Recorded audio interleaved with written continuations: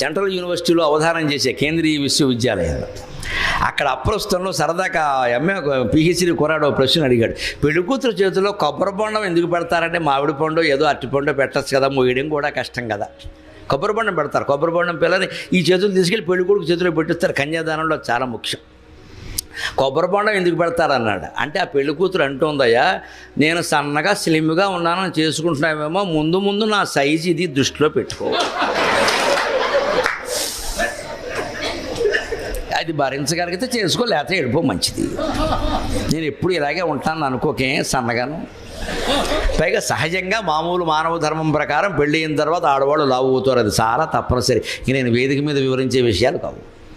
వివాహం అయిన తర్వాత ఖచ్చితంగా ఆడవాళ్ళు లావు ఎక్కుతారు, మగాడు శ్రద్ధపడి పోవాలి. అంతేగాని ఎందుకు ఎక్కి అనకూడదు. నెత్తిమి ఎక్కలేదు, లావు ఎక్కారు అంతేగా సంతోషించు. లావు ఎక్కితే పర్వాలేదు, నెత్తిమి ఎక్కితే కష్టం. కానీ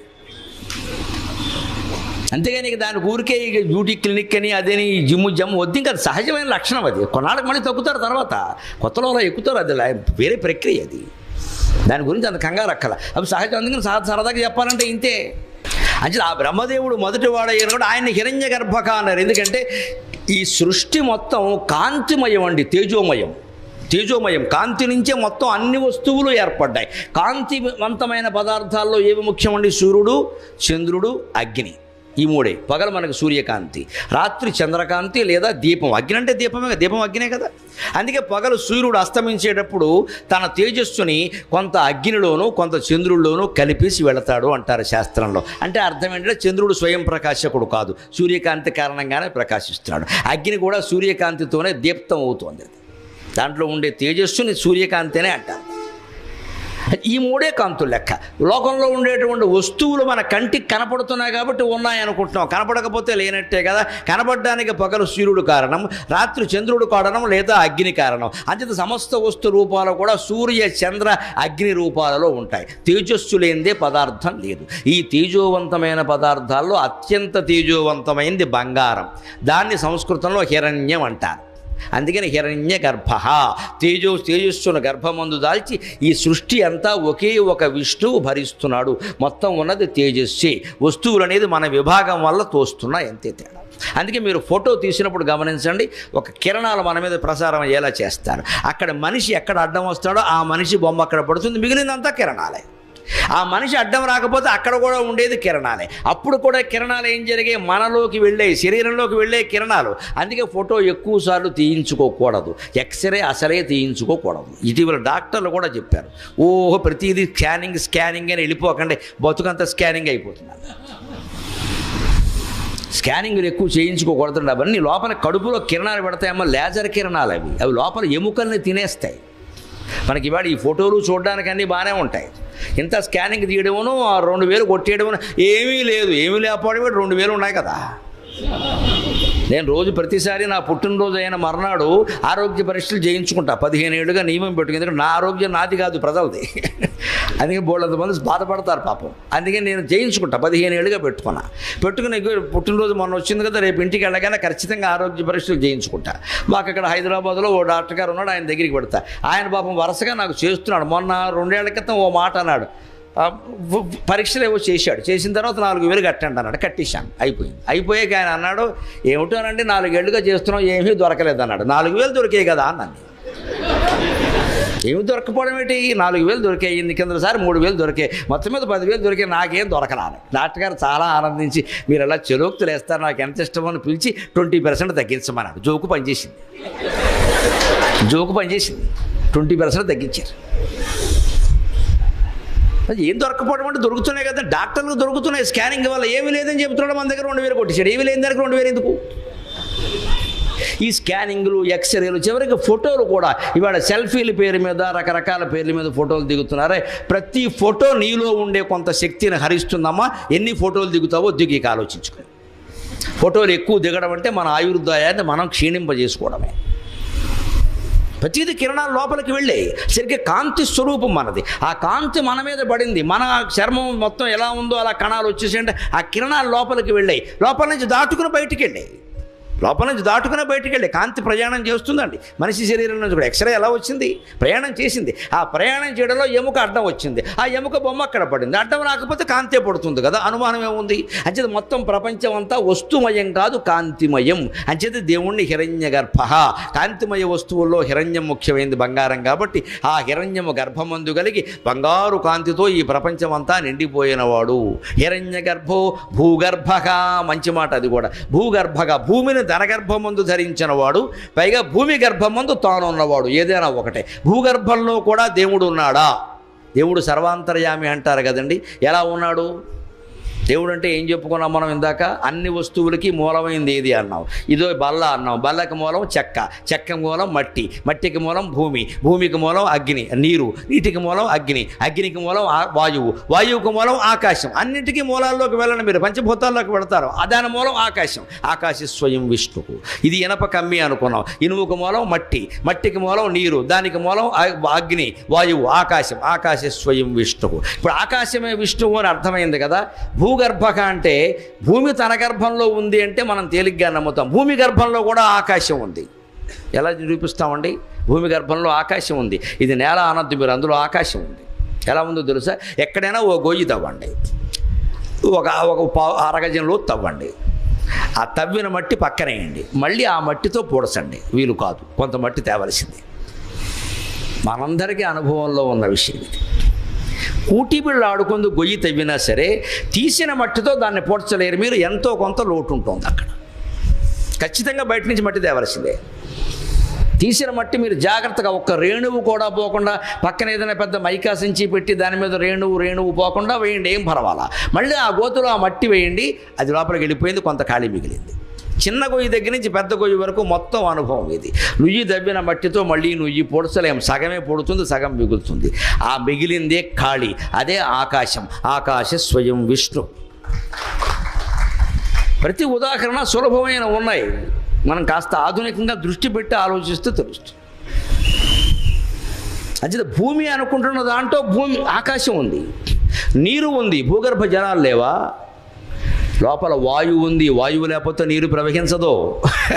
బయట నీరు ప్రవహిస్తుందంటే వాయువు కారణం అండి. భూగర్భంలో కూడా జలాలు ప్రవహిస్తున్నాయంటే నీరే కారణం, వాయువే కారణం. అంటే భూమి ఎలాగో ఉంది, అందులో ఖాళీ రూపంలో ఆకాశం ఉంది, అందులో భూగర్భ జలాలు నీళ్లు ఉన్నాయి, జలాలను ప్రవహింపజేస్తున్న వాయువు ఉంది. భూమిలో అగ్ని లేదా?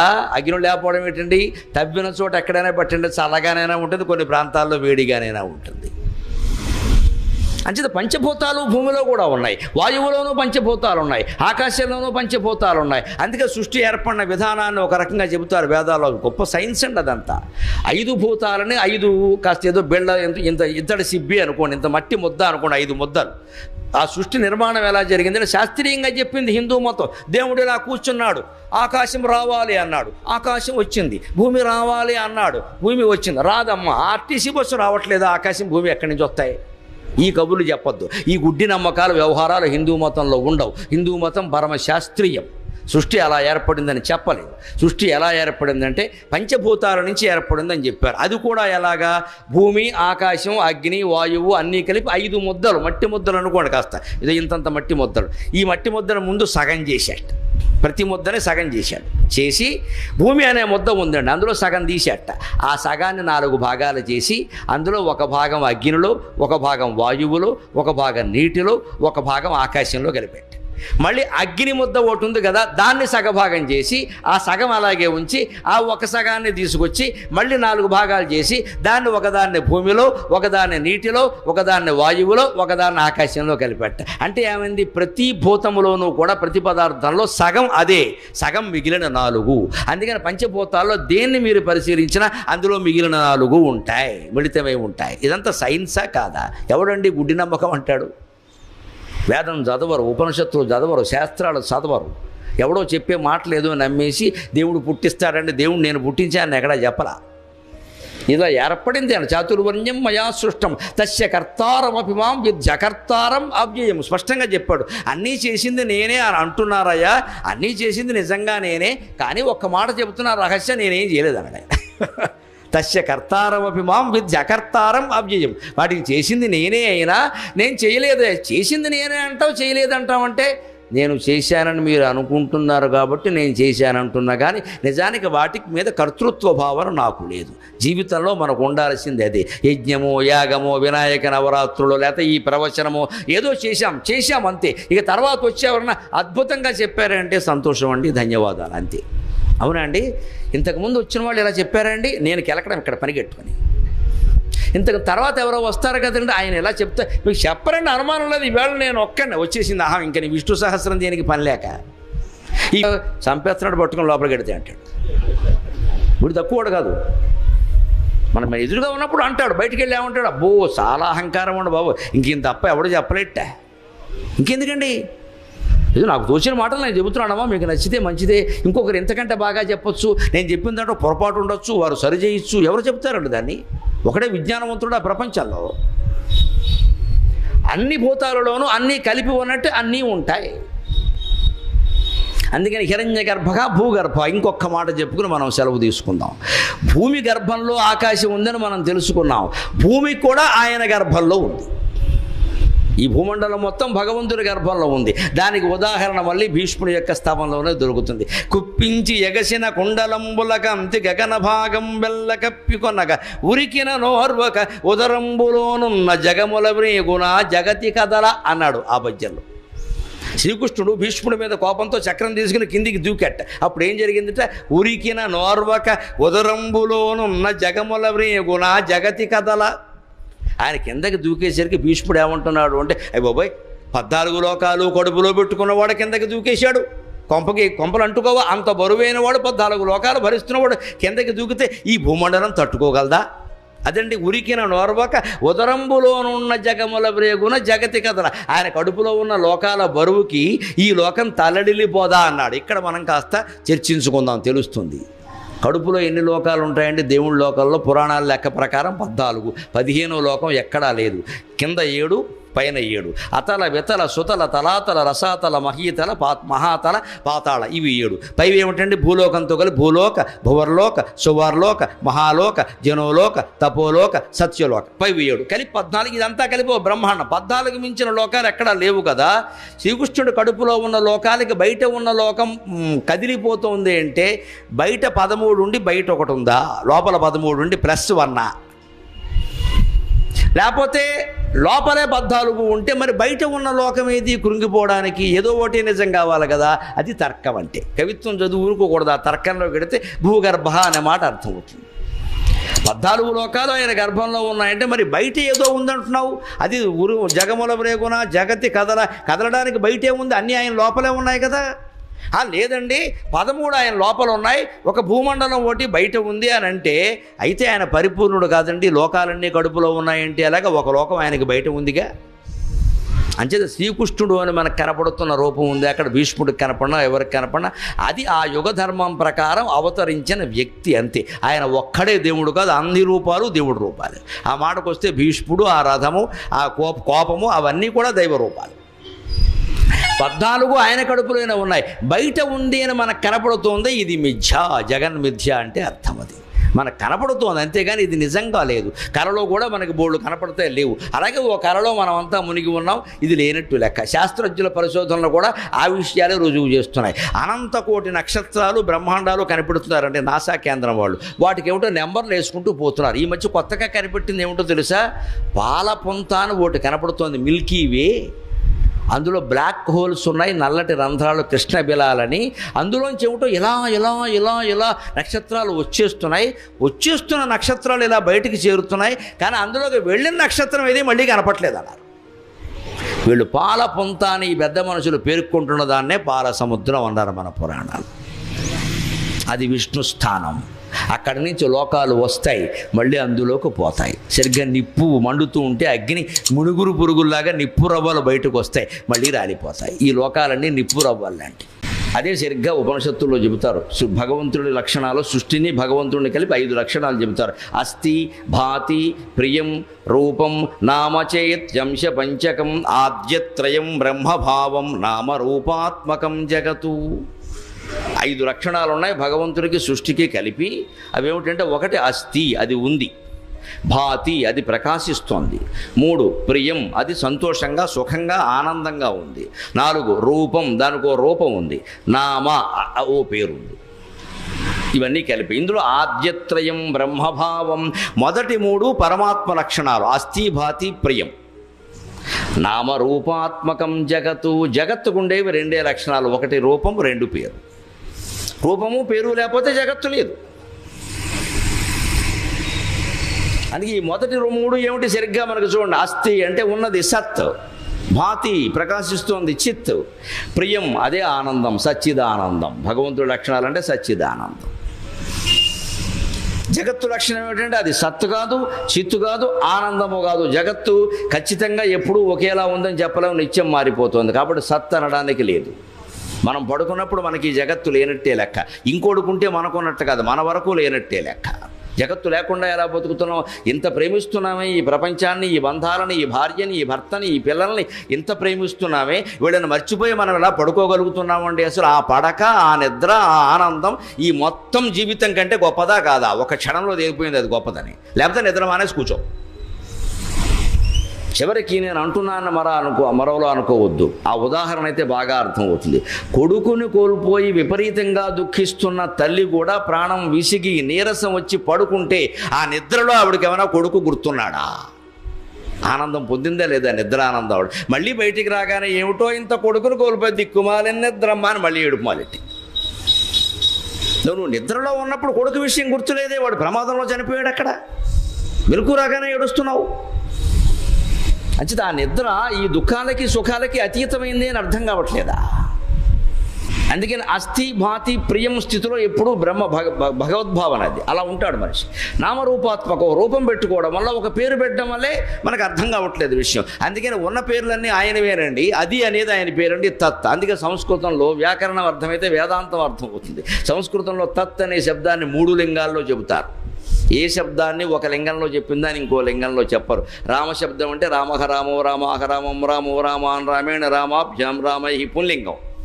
సీతాశబ్దం ఉంది, ఆకారాంత స్త్రీలింగ. సీతాశబ్ద సీతాదేవి సీతాసి దే సీతా హే సీతే హే సీతే హే సీతాక సీతాంసి దే సీతాక అని ఆకారాంతంగా చెబుతారు. స్త్రీలింగమే చెబుతారు. సీతాదేవి పుల్లింగం ఎలా అవుతుందండి? పుస్తకం అనే శబ్దం ఉంది సంస్కృతంలో. పుస్తకం ఆకారాంత నపుంసకలింగ. పుస్తకం శబ్ద పుస్తక శబ్ద.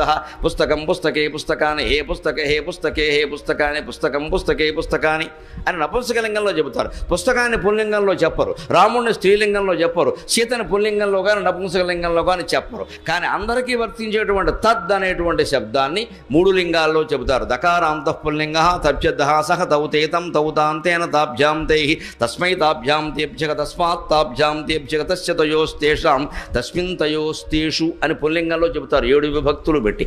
అదే తచ్చబ్దాన్ని స్త్రీలింగంలో చెబుతారు. దకారాంత స్త్రీలింగ తచ్చబ్ద ఆమె, ఇందాక అతడు, ఇప్పుడు ఆమె. సా తేతాహ తాం తేతాహ తయా తాభ్యాం తాభి తస్యై తాభ్యాం తాభ్య తస్యాహ తాభ్యాం తాభ్య తస్యాస్తయోస్తాసాం తస్యాం తయోస్తాసు అని స్త్రీలింగంలో చెబుతారు. మళ్ళీ పుస్తకం దాని బదులు తత్. దకారాంతగా నపుంసకలింగ తచ్చబ్ద. అతడు కాదు ఆమె కాదు, అది పుస్తకం కదా, మరి నపుంసకలింగం కదా. తత్తేతాని తత్తేతాని తేన తాభ్యాం తైహి తస్మై తాభ్యాం తేభ్యః తస్మాత్ తాభ్యాం తేభ్యః తస్య తయోస్తేషాం తస్మిన్ తయోస్తేషు అని నపుంసకలింగంలో చెబుతారు. ఒక్క తచ్చబ్దానికి 3 లింగాలు ఎందుకు ఉన్నాయండి?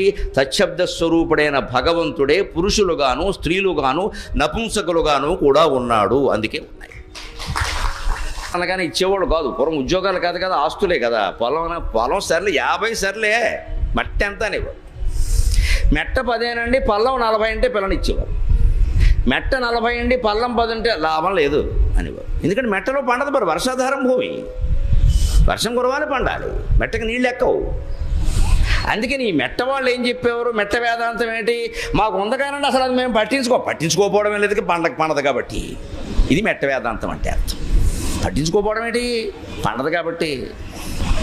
పండితే పట్టించుకోవా? ఇది మెట్ట వేదాంతం అన్నమాట. అందుకు వచ్చింది. జాతీయాల వెనక్కి వెడితేనంటే జాతి చరిత్ర మొత్తం వస్తుంది, అద్భుతంగా ఉంటుంది. అసలు మెట్ట వేదాంతం అంటే ఏమిటంటే ఇది. మెట్ట భూమి ఉన్నవాడు ఆ అవసరం లేని వేదాంతం మాట్లాడతాడు. ఎలాగూ పండదు కాబట్టి అది మాకు పెద్ద లెక్కలేదు లేదని మేము దాన్ని పట్టించుకో ఉందని కదా చెప్తున్నావు కదా. నీకు ఎంత ఉందంటే దాన్ని కలుపుతున్నావా? మళ్ళీ తర్వాత పండుతుందా పండదా అంటే పట్టించుకోమంటావు. మరి కలిపేదంటే కూడా తీసేయచ్చు కదా, దస్తావేజులో తీయడు, అది ఉంచుతాడు. నీకు ఒప్ప చెప్పుకోవాలి కదా. మరి వెనకడికొకటికి నీకు ఎంత పొలం ఉందా అంటే 101 అన్నట్టు. ఎక్కడ ఉందంటే మా మేనమావది ఉందా, నాది ఒకటి అన్నట్టు. అదే మేనమావది ఇందులో కలిపేస్తావా?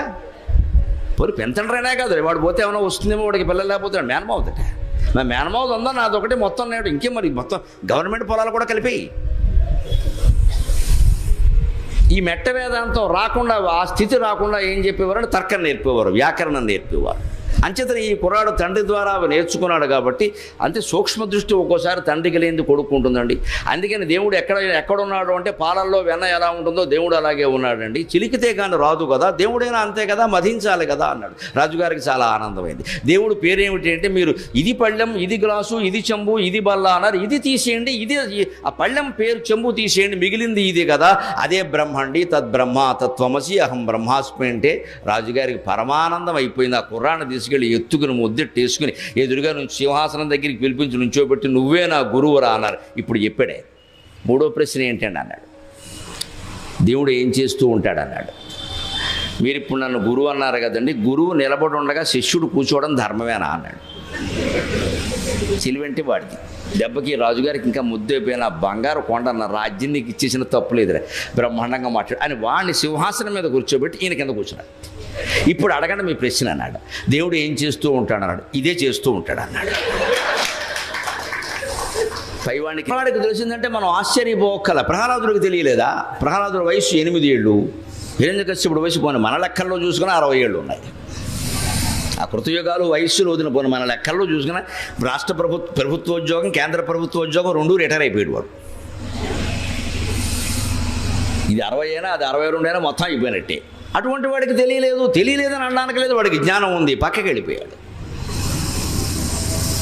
అందుకని ప్రహ్లాదుడు చెబుతున్నాడు, కలడ అంభోమతి కలండు గాలి కలడ ఆకాశస్థలిన్ కుంభినిన్ కలడ అగ్నిన్ దిశలన్ పగళ్ళ నిశలన్ ఖద్యోత చంద్ర ఆత్మలన్. మనం దగ్గరగా చూస్తే దేవుడు ఇది మన జీవితంలో చాలా పెద్దవాడు అవుతాడు. జ్యేష్ఠక శ్రేష్ఠక. మనం నిత్యం ఆయన గురించే చర్చించుకోవాలి, పనికి మాలిన మాటలు మానేసి. అప్పుడు ఆయన చాలా పెద్దవాడు అయిపోతాడు, మన జీవితంలో ప్రధాన భాగం అయిపోతాడు. ఇక దైవం మాటలు కాకుండా లౌకికమైన మాటలు ఎవడన్నా మాట్లాడితే ఆడ మగ తేడా లేకుండా గోమె కొట్టేద్దాం అనిపిస్తుంది, ఊరికే అది అవసూది అనిపిస్తుంది. ఆ స్థితికి వెళ్ళాలి మనిషి. ఎంతసేపు ఇదేనా ఆశమ్మ బోషమ్మ ఆత్మస్థుతి పరనంద ఆకాక ఈ చచ్చిపోతున్నాయి అదవసంత.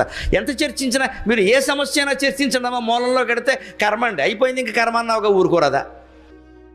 విద్య బాగుండలేదు, వైద్యం బాగుండలేదు, ఉద్యోగాలు బాగుండలేదు, వ్యవసాయం బాగుండలేదు, వ్యాపారం బాగుండలేదు, ఎందుకంటే మనిషి మనస్సు బాగాలేదు అని చేసేది మనిషి. అందుకని మొత్తం బాగుండదు. దాని గురించి ఎక్కువ చర్చ కూడా అనవసరం. ఇంకా మనం చేయాల్సింది ఉంటే ఏదైనా చేసేద్దాం, పోనీ చేయవలసింది ఏదో చేసి వదిలేసే ఆ విషయాన్ని. మన జీవితాల్లో జ్యేష్ఠక శ్రేష్ఠక. విమానం అంత పెద్దదిగా ఎందుకు కనిపించింది? దగ్గర ఉండబట్టి.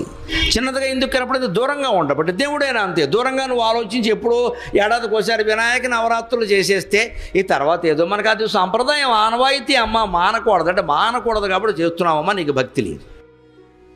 ఈ మొత్తం ఆనవాయితీ సంప్రదాయం మానకూడదు, ఈ భయము కానీ ప్రలోభం కానీ పనికిరాదండి. వినాయక నవరాత్రుల తర్వాత మళ్ళీ మీకు 10 రోజులు కాకుండా దసరా నవరాత్రులు వచ్చేస్తున్నాయి.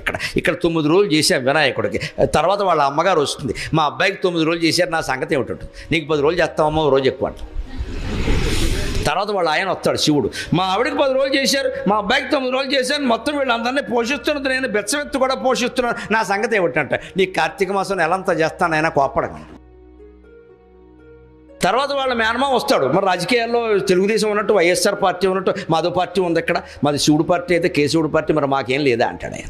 అప్పుడు మార్గశిర మాసం అంతా నెలంతా ధనుర్మాసం ఆయనకే చేస్తాము మనం. చూడండి, ఈ 4 వరుసగా వస్తున్నాయి. భాద్రపద మాసంలో గణపతి ఆరాధన, ఆశ్వీజ మాసంలో అమ్మవారి ఆరాధన, కార్తీక మాసంలో శివుడి ఆరాధన, మార్గశిర మాసంలో విష్ణు ఆరాధన. మొత్తం 4 నెలలు ఆరాధన మయం చేస్తున్నామండి. హిందూ ధర్మంలో ఈ 4 చాలా విశిష్టమైన మాసం. ఈ వైవిధ్యం ఎందుకు అంటే, ఈ నవరాత్రులు కాగానే ఏదో నిమజ్జనం ఏదో అయిపోగానే ఇక మళ్ళీ ఏడాది వరకు ఏం పండగ లేదనుకోండి. ఇతర మతాల వాళ్ళకంటే మనం అదృష్టవంతులం. వాళ్ళకి ఎంత గొప్ప చెప్పుకున్నా 2-3 ఉంటాయి, ఎంత పెద్ద లేవు.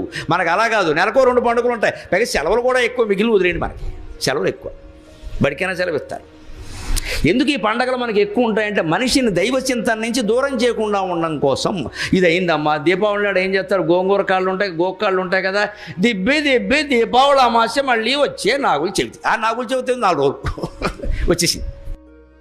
మళ్ళీ అది అవగానే ఇంకోటి అంటే మొత్తం మీద ఏదో ఒక పండగ రూపంలో, పబ్బం రూపంలో ఏదో ఒక పిండి, చిన్నపిల్లలకి పిండి వంటలు అనండి, పెద్దవాళ్ళకి గీతాలు అనండి, మనబోటిగాళ్ళకి ప్రవచనాలు అనండి, ఏదో ఒక రకంగా దైవ ధ్యానంలో గడిపితే మనం దేవుడికి దగ్గర కావండి.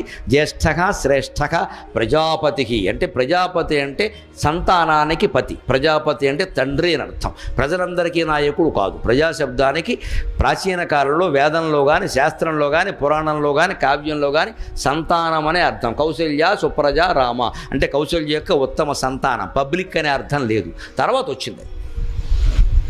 ఇప్పుడు ఏదో ప్రజా వైద్యశాల, ప్రజా నాయకుడు, అది అంత ప్రజాకవి అంటే అర్థాలు వేరు.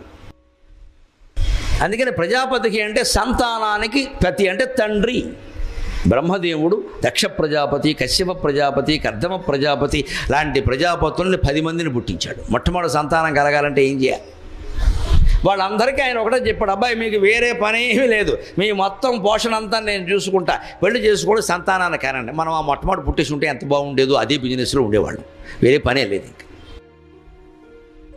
అందుకే మొత్తం సృష్టిలో ఉండే సమస్త సంతానాన్ని దక్ష ప్రజాపతి, కశ్యప ప్రజాపతి, కర్దమ ప్రజాపతి కన్నారు. కశ్యప ప్రజాపతికి అందుకే భార్యలు ఎక్కువ. ఒక ఋషికి అంతమంది భార్యలు ఏమిటండి? సంతానం కోసం.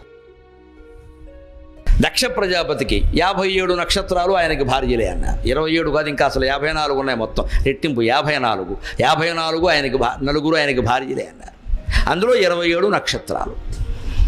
ఈ కథల వెనకాల ఉండేటువంటి తత్వాన్ని మనం గమనిస్తే ప్రజాపతి తత్వం అర్థమవుతుంది. మొత్తం మూలానికి ఉండేది విష్ణువే. ఆయన నాభికమలం నుంచే బ్రహ్మ, ఆ బ్రహ్మ నుంచే ప్రజాపతులు, ఆ ప్రజాపతుల నుంచే మొత్తం సృష్టి అంతా. అంచేత ప్రజాపతికి మూలం ఎవరు? ఆయనే. ఈశాన ప్రాణద ప్రాణో జ్యేష్ఠ శ్రేష్ఠ ప్రజాపతికి హిరణ్యగర్భో భూగర్భో మాధవో మధుసూదనక. ఆ మొట్టమొదట పుట్టినటువంటి ప్రజాపతులకి తండ్రి ఉన్నాడే బ్రహ్మ, ఆయన్ని హిరణ్యగర్భ అంటారు. అందుకే వేదాత్మనాయ విద్మహే హిరణ్యగర్భాయ ధీమహి తన్నో బ్రహ్మ ప్రచోదయాతు అని బ్రాహ్మణులు గుళ్ళో మంత్రపుష్పంలో చదువుతారు. బ్రహ్మదేవుడికి నమస్కారం చేస్తూ వేదాత్మనాయ విద్మహే, వేదములకి మూలమైన మనస్సు కలిగిన బ్రహ్మదేవుడిని తెలుసుకోవాలంటే హిరణ్యగర్భాయ ధీమహి, హిరణ్యగర్భుడైన ఆ బ్రహ్మదేవుణ్ణే నేను ధ్యానం చేస్తున్నా. ఎందువల్ల? తన్నో బ్రహ్మ ప్రచోదయాత్, తత్ నక బ్రహ్మ ప్రచోదయాత్. ఆ ప్రక్రియకి బ్రహ్మదేవుడు మమ్మల్ని ప్రేరేపించునుగాక, దాని అర్థం అది. ఇలాగ మొత్తం రుద్రుడికి చెబుతారు, సూర్యుడికి చెబుతారు. ఆదిత్యాయ విద్మహే మహద్యుతకరాయ ధీమహి తన్నో భాస్కర ప్రచోదయాత్, వజ్రనఖాయ విద్మహే తీక్ష్ణదముష్ట్రాయ ధీమహి తన్నో నారసింహ ప్రచోదయాత్, నారాయణాయ విద్మహే వాసుదేవాయ ధీమహి తన్నో విష్ణు ప్రచోదయాత్, విష్ణుపత్ని చ ధీమహి లక్ష్మీదేవి తన్నో లక్ష్మీ ప్రచోదయాత్ అని ఆయా దేవతల మంత్రాల్లో ఎందుకు చెబుతారు అంటే, ఆ దేవతను మనం ధ్యానం చేయాలి అంటే ఆ దేవతే మనని ప్రేరేపించాలి, లేకుండా చెయ్యలేము. మనకు మామూలుగా కూడా అంటారు, కాశీ వెళ్ళాలంటే శివుడు అనుకోవాలి, అమ్మా మనం అనుకుంటే వెళ్ళలేము అంటారు. చూడండి, శివుడు ఆజ్ఞ లేనిదే ఎవడో కాశీలో ప్రవేశించలేడు, ప్రవేశించిన వాడు కూడా వెనక్కి వచ్చేస్తాడంటే శివుడు ఆజ్ఞ అంటే అర్థం ఏమిటమ్మా? శివుడు ఒకటికి ఆజ్ఞాపించి ఇంకోటికి ఎందుకు ఆజ్ఞాపించడం? పూర్వం కాశీ ఎప్పుడు వెళ్ళేవారంటే హనీమూన్కి, మినీమూన్కి 20 ఏళ్ల వాళ్ళు, 60, 30 ఏళ్ల వాళ్ళు యాత్రల కోసం కాశీలు ఎప్పుడు వెళ్ళేవారు కాదు. 60 ఏళ్ళు దాటాక ఇంకా ఇంటికి వచ్చే ఉద్దేశం లేకుండా మూట కట్టుకుని కాశీ వెళ్ళేవారు. దాని ఉద్దేశం అది. అందుకే కాశీ యాత్ర అంటారు. ఎప్పటికీ పెళ్ళిళ్ళలో చేయిస్తారు, మీరు గమనించండి. స్నాతకం అయ్యాక చేయిస్తారు. బ్రాహ్మణుల ఇళ్లలో అయితే తప్పనిసరి, మిగిలిన ఇళ్లలో కూడా ఉంటుంది కాశీ యాత్ర. అందులో వాడికి జోలి పెడతారు, ఓ గొడుగు పెడతారు, పాంకోళ్ళు పెడతారు. అప్పుడు బావమరుది వచ్చి గడ్డం కింద బెల్లమ్మ కట్టి మొత్తం ముంచేసేడు వీడిని. లేకపోతే కాశీకి పోయేవాడు సుఖంగా. వాడికి ఓ జోలు ఉంటుంది. ఆ జోల్లో ఏముంటాయి గమనించండి మీరు, ఇన్ని బియ్యం ఉంటాయి, కందదుంప పెండలం దుంప ఉంటాయి. ఎందుకంటే స్టోర్ నిలవ ఉంటాయి అందుకోసం, దారిలో వండుకోవడానికి. దాంట్లో నీకు ఏదో అట్టిపళ్ళు పెట్టేవనుకో మన్నాడు కుళ్ళిపోతాయి. అందుకని కందదుంప, పెండలం దుంప, చిలకడ దుంప, దారిలో ఏమి దొరకపోతే అదైనా తినేయచ్చు. ఆ దుంపలు ఎందుకంటే నిలవ ఉంటాయి. నిలవ ఉండే కూరలు బియ్యం పెడతారు. గొడుగు ఎందుకు? దారిలో వాన వస్తే వాడుకోవడానికి. పావుకోళ్ళు ఎందుకు? చెప్పులు లేకుండా అయినా అప్పుడు చాలామందికి చెప్పులు ఉండేవి, పావుకోళ్ళు ఉండాలి. ఈ స్థితిలో వటుడైన వాడు వేదాధ్యయనం చేసి ఉపనిషత్తులు కూడా చదివి పరమభక్తి జ్ఞాన వైరాగ్యాలతో నాకు సంసారం వద్దు, నేను హాయిగా కాశీ వెళ్ళి తపస్సు చేసుకుంటానని వెడుతుంటే దారిలో ఎక్కడో ఆగుతాడు ఓ చోట. మరి ఆగానగా ఓసారి వెళ్ళాడుగా. ఆ కాశీ వెళ్ళడానికి ఆ రోజుల్లో 6 నెలల్లో ఏడాదో పట్టేది. అందుకే కాశీ మజిలీ కథలు పుట్టాయి. రాజమండ్రికి చెందిన మధిర సుబ్బన్న దీక్షితులు గారు మహానుభావుడు. నిజంగా ఏ విదేశీ నవలలు కథలు దాని ముందు సరిపోవండి. అక్కడ ఈ హారీ పాట్రిక్ ఏదో చెబుతారు చూడండి, అటువంటి కథలు ఏవి పనికిరావండి అసలు. ఇంకా కాశీ మజిలీ కథలని 300 కథలు రాస్తాడు మహానుభావుడని. 10 సంపుటాల పుస్తకాలు ఇంతంత లావు ఉంటాయి.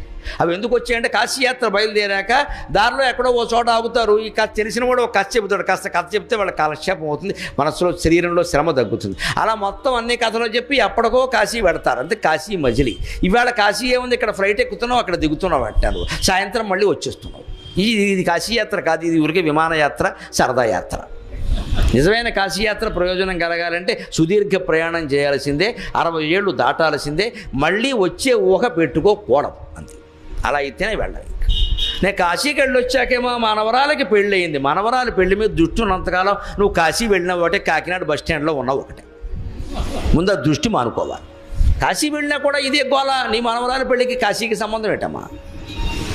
మనం కోరుకునేది ఎంతసేపు అది రావాలి తప్ప అందులో ఏం చెప్పాడో మనకు అనవసరం. అంచేత కాశీయాత్ర అంటే అన్నీ వదిలేయడం. ఈ పెళ్లి కొడుకు వదిలేసి వెళ్ళిపోతూ ఉంటే వటుడు ఆ బావమరిది అక్కడ అమ్మ వారింట్లోనే ఉన్నాడు కదా, వాళ్ళ ఇంట్లో ఒక అమ్మాయి ఉంది. ఆయన ఏమనుకుంటాడు, ఆ గృహస్థు కుర్రాడు యోగ్యుడు, చదువుకున్నాడు, వీడికి పిల్లనిస్తే బాగుంటుందని. నేను 60 ఏళ్లవాడిని, ఆ కుర్రాడిని అడిగితే నాకు కుదరదండి అంటే మరి అవమానం కదండి. 60 ఏళ్ళవాడు అడిగి, అందుకని బావమరిచేది అడిగిస్తాడు. అది సంప్రదాయం. వీడు వయస్సు 60 ఏళ్ళు, వీడు వయస్సు 1. అందుకని ఈ కుర్రాడు వచ్చి మా అక్క పెళ్లి చేసుకుంటుంది, చేసుకో అంటే అయిపోయింది నాయన, బొట్టలో పడేసే అని అర్థం. అక్కడ బావమరి చేత ఎందుకు అడిగిస్తారు అంటే, బావమరిది అడిగితే వాడు కాదన్నా పర్వాలేదు, అవమానం కాదు. పెద్ద ఆయన కన్యాదాత అడిగితే మరి 50 ఏళ్ళు అయిన అవమానం కదా. మన సంప్రదాయాల్లో ఇన్ని విశేషాలు ఉన్నాయండి. మానవ మర్యాద, మంచి శాస్త్రం, అంతిమంగా భక్తి జ్ఞాన వైరాగ్యం. ఈ కుర్రాడు ఏమయ్యాడు, ఇప్పుడు శుభ్రంగా కాశీకి పెండలం బదులుగా పెండ్లం పట్టుకున్నాడు వీడు. అది విషయం. అది పెండలం, ఇది పెండ్లం. డాకింత లావత్తు వచ్చి ఆ పెండలం వదిలేశాడు, పెండలాన్ని పట్టు. ఇక మళ్ళీ దొంప తెగింది, ఇక లేవలేదు ఇంక నుంచి. అందుకని నన్ను ఎక్కడో అవధానం చేస్తుంటూ అడిగారు, పెళ్లి కూతురు బొట్టలో కూర్చుంటుంది కదండి, పెళ్లి కొడుకు కూర్చోడే అన్నారు. వాళ్ళు కూర్చున్నది 5 నిమిషాలైనా ఆయన, తర్వాత వీడు ఆ బొట్టలో పడ్డాడు, ఈ జన్మలో లేవలేదు అని చెప్పి.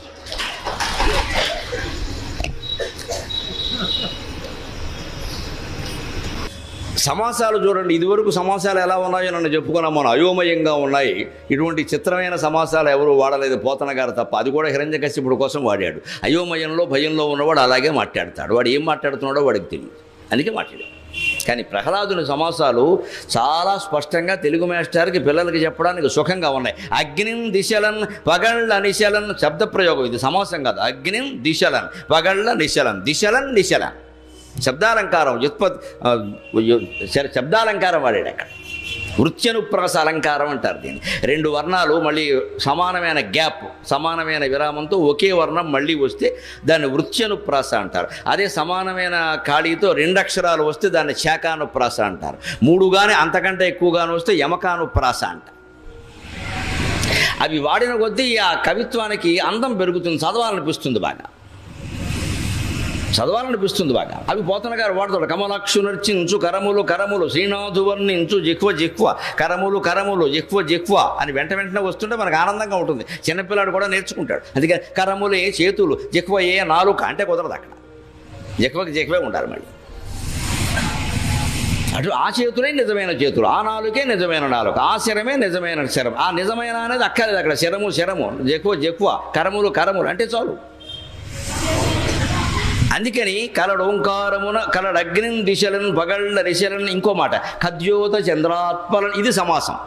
ఖద్యోత అంటే సూర్యుడు, చంద్ర అంటే చంద్రుడు. సూర్యుడి వెంటనే ఎవరిని చెప్పాడు? చంద్రుడిని చెప్పాడు. హిరణ్యకశ్యపుడు ఎవరిని చెప్పాడు?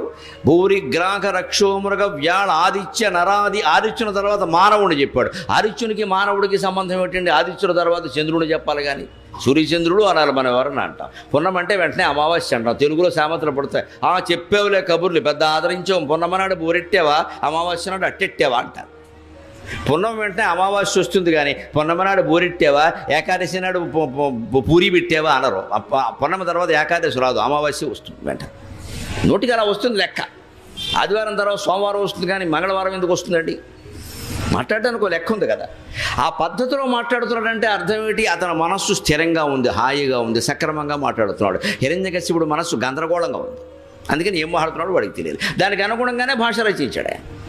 కలడు అగ్నిని దిశలను పగళ్ళ నిశలను ఖద్యోత చంద్రాత్మలను, సూర్యచంద్రుల్లో కూడా ఉన్నది ఆయనే. ఉపనిషత్తుల్లో చెప్పినటువంటి విషయాన్ని పోతన గారు పద్యంలో అందించాడు. మనకి నతత్ర సూర్యోభాతి నచంద్రతారకా నేమా విద్యుతో భాంతి కుతో యమగ్ని తస్య భాష సర్వమిదం విభాతి అని వేదంలో ఏ మాట ఉందో దాన్ని తెలుగు పద్యంలో చెప్పాడు. అందుకే భాగవత పద్యాలు అంటే ఒక్కొక్కటి ఒక్కొక్క వేదంతో సమానం. అందుకే భాగవత పారాయణకి సైతం అంత ప్రాధాన్యం వచ్చింది మిగిలిన వాటికంటే. ఊరికి అది చదివితే విన్నా మంచిది అని ఎందుకంటారు అంటే వినగా వీడికి ఎప్పుడో వీడు కూడా చదువుతాడు, అర్థం తెలుసుకుంటాడు అని. అంతేగాని వినడమే మంచిది అని భాగవత సప్తాహం మీద సప్తాహం మీద సప్తాహం ఇక సప్తాహాలు చేయించుకుంటూ పోవడం కాదు. ఎన్ని సప్తాహాలు చేసినా నీకేమీ అక్కర్లేదు ఇక్కడ. పైగా ఈ సప్తాహం ఎక్కడ చేయడు, నైమిషారణ్యంలో చేస్తాడు మళ్ళీ పెట్టుకెళ్ళి.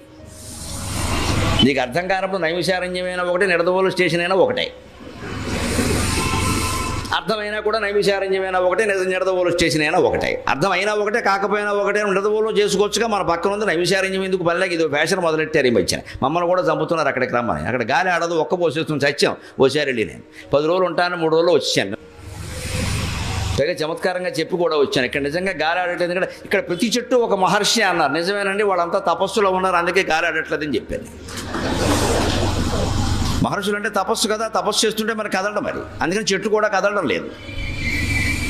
ఊరికే గొప్పలు చెప్పుకోవడం కాదమ్మా. ప్రదేశం పవిత్రం అంటారు. నాకు ఎంతకే అర్థం కాదు. అన్ని ప్రదేశాలు పవిత్రం, మనిషి మనస్సే అపవిత్రం అండి. మన మనస్సు పవిత్రం కాదా? మన శరీరం పవిత్రం కాదా? మన ఇల్లు పవిత్రం కాదా? మనం అంతా దుర్మార్గులమా? మన మీద మనకి ఆత్మవిశ్వాసం లేక మాట్లాడే మాటలు. ఏ ప్రదేశం వల్ల నువ్వు పవిత్రుడు కావు. నీ మనస్సు అనే ప్రదేశంలో విష్ణుస్మరణ చేస్తేనే నువ్వు పవిత్రుడు అవుతావు. అదే పవిత్రం లెక్క.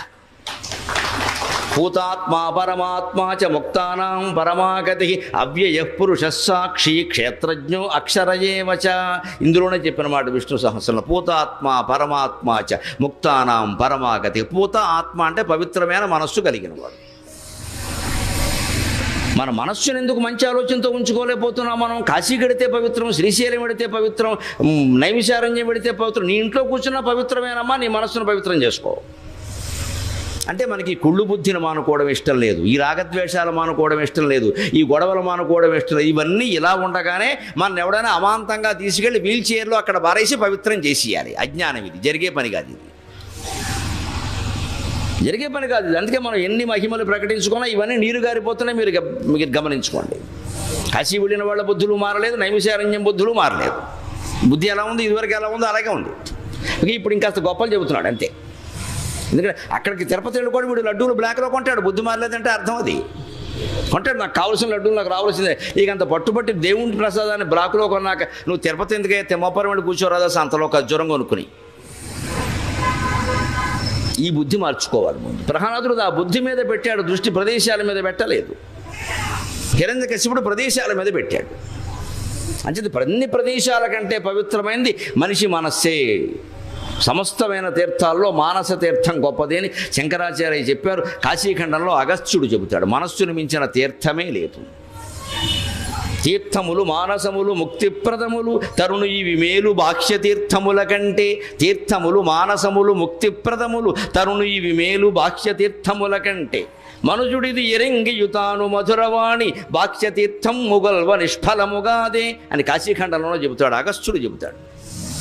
మనిషికి మనస్సును మించి ముక్తినిచ్చేది లేదు. ఎందుకంటే మనస్సే బంధానికి కారణం. మనస్సే బంధానికి కారణం కాబట్టి మనస్సే ముక్తినిస్తుంది. కారణం ఒకటైతే కార్యం వేరే ఎలా ఉంటుందండి? మనస్సు వల్లనే మనకి బంధం వచ్చింది కాబట్టి మనస్సు వల్లనే ముక్తి వస్తుంది. అందుకని లోపాముద్రాదేవితో అగస్త్యుడు అంటాడు స్పష్టంగా, తీర్థములు మానసములు ముక్తిప్రదములు. మనస్సును మించిన ముక్తి తీర్థం వేరే లేదు లోపాముద్ర. తరుణి ఇవి మేలు బాహ్య తీర్థముల కంటే. గంగలో మునిగాం, కావేరిలో మునిగాం, గోదావరిలో మునిగాం, కృష్ణాలో మునిగాం. ఎందులో మునిగినా నీ మనసులో నువ్వు మునిగే వరకు విషయం నీకు అర్థం కాదు. మనుజుడిది ఎరింగియుతాను మధురవాణి బాక్ష్యతీర్థము గొల్వ నిష్ఫలముగాదే. తెలిసి కూడా ఊరికే మునుగుతారు పోయి, అజ్ఞానం కాకపోతే ఏమిటని కాశీఖండంలోనే చెప్పాడు. మనం వెళ్ళి కాశీని పెంచేస్తాం, గంగాని పెంచేస్తాం, స్నానాన్ని పెంచేస్తాం. నేను పొద్దున్న మధ్యాహ్నం స్నానం 3 పూట్ల మునిగేసా. ఎంతమందిని ముంచావో చెప్పు, నువ్వు మునగడం కాదు ఇక్కడ. మళ్ళీ తణుకు వచ్చాక ఎంతమందిని ముంచావు, ఎన్ని కంపెనీలు పెట్టావు, ఎంతమందిని ముంచావు. ఆ ముంచిన విషయం చెప్పడు, మునిగిన విషయమే చెబుతాడు ఇక్కడ. ఆ ముంచడం మానే వరకు ఈ మునగడం కుదరదు ఇక్కడ. పైగా ఆ మునగడం వల్ల ఈ ముంచిన పాపం పోయిందంటాడు. ఇది మరీ అజ్ఞానం. అలా పోదు ఎక్కడ. ఎందుకంటే మనకు అది ఇష్టం, అలా ఉండాలి. మనం ఏం చేసినా కూడా కాపాడేవాడు ఉండాలి. కానీ ఇలా చెయ్యి అలా చెయ్యి అంటే అలాగే మేము చెయ్యం. మేము ఇలాగే ఉంటాం, మీరు మమ్మల్ని కాపాడండి, కాపాడే ఉపాయం చెప్పండి. అది సాధ్యం కాదండి ఎవరికి. కలడంభోధి కలండు గాలి కలడు అగ్నిని దిశలన్ పగళ్ళ రిశలన్ ఖద్యోత చంద్రాత్మల కలడు ఓంకారమును. ఒక్క ఓంకారంలోనే భగవత్ సృష్టి మొత్తం ఉందండి. ఓంకారం ఎలా ఏర్పడింది? అకారం, ఉకారం, మకారం. అకారం సృష్టి ప్రారంభం అంటారు, ఉకారం సృష్టి కొనసాగించడం అంటారు, మకారం సృష్టి మూసేయడం అంటారు, సంహారం అంటారు. ఎలాగ అకారం అజుడు బ్రహ్మ అన్నారు, ఉకారం ఉపేంద్రుడు విష్ణువు అన్నారు, మకారం మహేశ్వరుడు అన్నారు. అంతవరకు వెళ్ళక్కల. ఆ ఊ మా అనే 3 అక్షరాలు మీ నోటితో మీరు ఉచ్చరించండి. సృష్టి ప్రారంభమైంది, కొనసాగుతోంది, ముగిసిందని తెలిసిపోతుంది. ఎందుకంటే ఆ నోరు తెరిచాం, అదే సృష్టి ప్రారంభం. ఆ అనడానికి ఏమీ శ్రమ పడక్కల్లా, నాలుగు కదపక్కల్లా, పళ్ళు కదపక్కల్లా, ఏ నోట్లో ముఖంలో ఏ భాగాలు కదపట్ల. ఊరికే నోరు తెరిచి ఆ అండమే. చిన్నపిల్లాడు మొద్ద కోసం నోరు తెరిచినట్టే ఆ, అదే సృష్టి మొదలైంది. ఊ అనాలంటే ఏం చేయాలండి? ఊ కొంచెం మూతి ముందుకు సాగాలమ్మ, అదే ఉపేంద్రుడు, అది కొనసాగాలి, కంటిన్యూ అయ్యి. అకారంతో అలాగే ఉండే ఊ పలకలేవు. ఆ అలా పలకచ్చు, కానీ ఊ అనాలంటే మొదలు ఊ అనాలి, కొంచెం ముందుకు సాగింది, అదే కంటిన్యూషన్. మూసేసావు, అయిపోయింది. ఇది ఓంకారం. ఆ ప్లస్ ఊ కలిపితే ఓ, ఓకి మకారం కలిపితే ఓం. ఒక్క ఓం అనే అక్షరంలో సృష్టి ప్రారంభం, సృష్టి కొనసాగడం, సృష్టి మూసేయడం మొత్తం చెప్పినటువంటి ఓంకారానికంటే భగవత్ స్వరూపమైన అక్షరం ఉంటుందా? అంటే ఇంకేదో నమశివాయ, నమో నారాయణ, నీ ఇష్టం చేసుకోలేదమ్మా అని ఒక్క ఓంకారం చాలు.